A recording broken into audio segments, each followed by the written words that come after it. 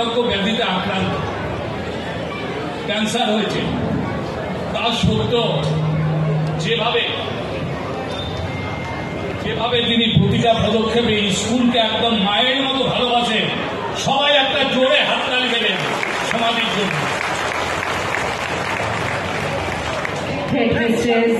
শ্রীমতী সোমা দেবনাথ, দমদম সারদাপীঠ আশ্রম বিদ্যালয়ের ছাত্রীরা বলছেন যে আমরা দিদিমণিকে ভীষণভাবে ডিস্টার্ব করি, তাই আমাদের মাথার উপর রাখেন, খুব ভালোবাসায় ভালো। সাংসদ, আমাদের প্রিয় অভিনেত্রী, শুধু বাংলার চলচ্চিত্রে হিসেবে নন, পার্লামেন্টে দাঁড়িয়ে বাংলার মানুষের স্বার্থকে সুরক্ষিত করবার জন্য, বাংলার ভালো মন্দের বিচারের জন্য, শুধু বোলপুর বীরভূম নয়, সারা বাংলার বুকে যিনি একটা সুন্দর বার্তা তৈরি করেছেন, আমাদের সকলের প্রিয় শতাব্দী রায়। আর 2-1 মিনিটের মধ্যেই আমাদের মঞ্চে উপস্থিত হচ্ছেন শতাব্দী রায়। আর 2-1 মিনিটের মধ্যেই আমাদের মঞ্চে উপস্থিত হচ্ছেন। আর তারপরেই আসবেন বাংলার সম্মানিত মাননীয়া শ্রীমতী শতাব্দী রায় আমাদের মধ্যে উপস্থিত হয়েছেন, যিনি বীরভূম আমাদের রবীন্দ্রনাথের শান্তিনিকেতনকে সুন্দর থেকে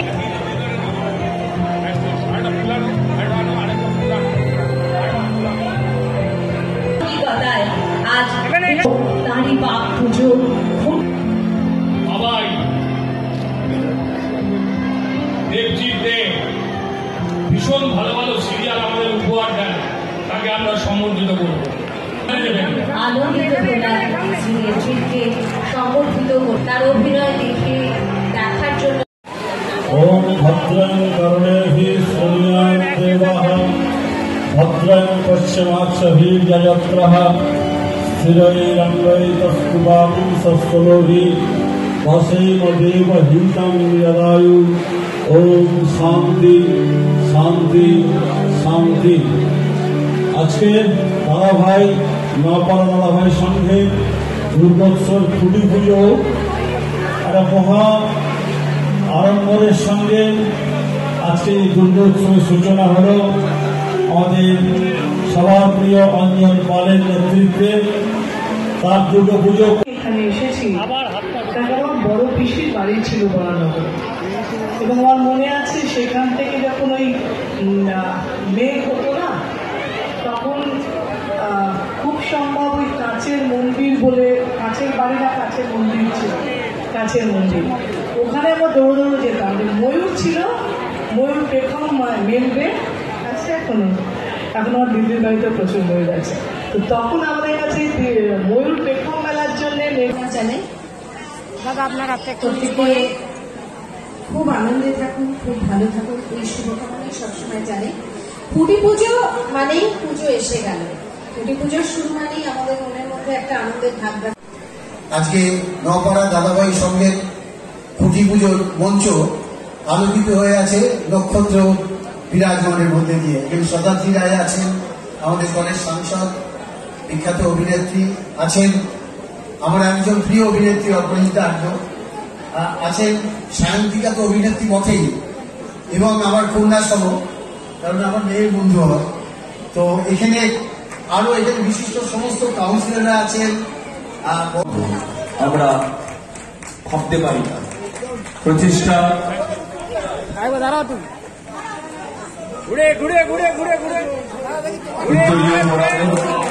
আমাদের সবাই এবং ফুলের স্তবক দিয়ে অঞ্জনটাকে অবদান জ্ঞাপন করা হল।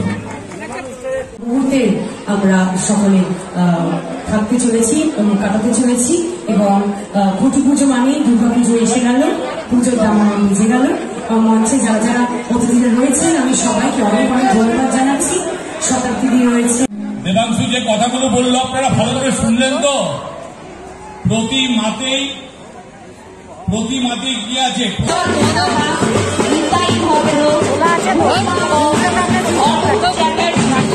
বলা থাকে না কিছু না।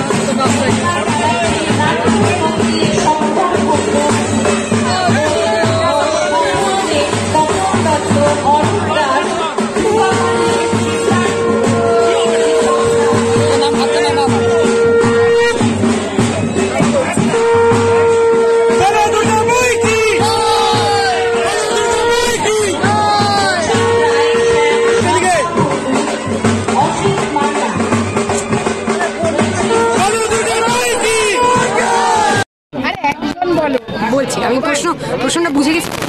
নপাড়া দাদাভাইয়ের সঙ্গে পুজোয় এবছর আমার দ্বিতীয় বছর, এবং গত বছর তারা তাদের পুজো কমিটির সভাপতি হিসেবে দায়িত্ব দিয়েছেন, এবং নপাড়া দাদাভাইয়ের সঙ্গে পরিবারের একজন সদস্য হিসেবে আমি গর্বিত।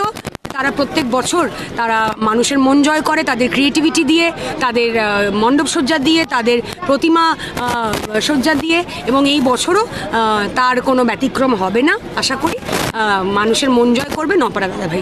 আর মাত্র কটা দিন হাতে, তার মধ্যে পুজোর কিন্তু কি নির্বাচন কোনটা? আর মাত্র কটা দিন কোনটা, নির্বাচন না পুজো?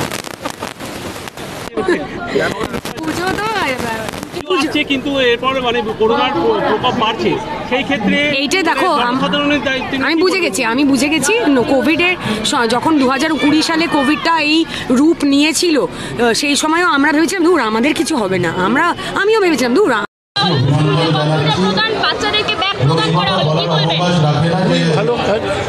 করলো। নপাড়া দাদাভাই সংঘ 22তম বর্ষে পদার্পণ করলো।